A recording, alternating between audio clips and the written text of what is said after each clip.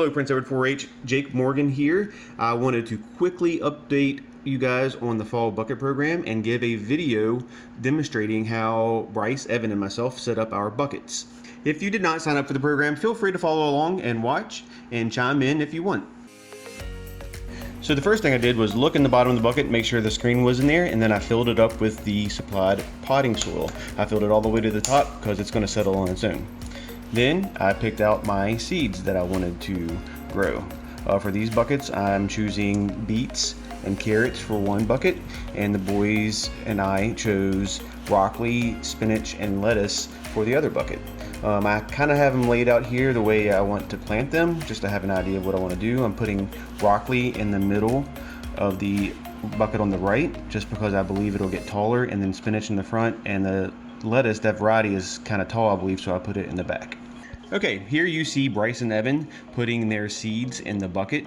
Before I go on, I tried to relay the message to them to not put the whole packet in the bucket, but as you can see, the beets are going to be planted really thick.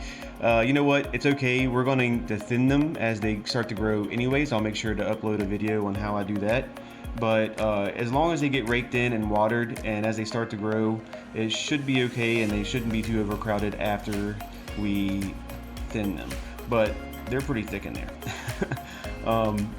So these are the beets, and then the carrots are on the other side.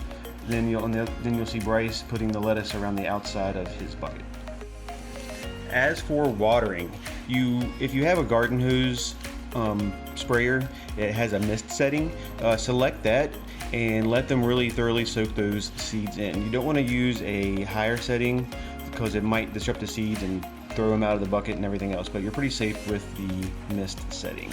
If you don't have that, just a regular watering can or just a water hose on low is just fine too. And that's basically it, everybody.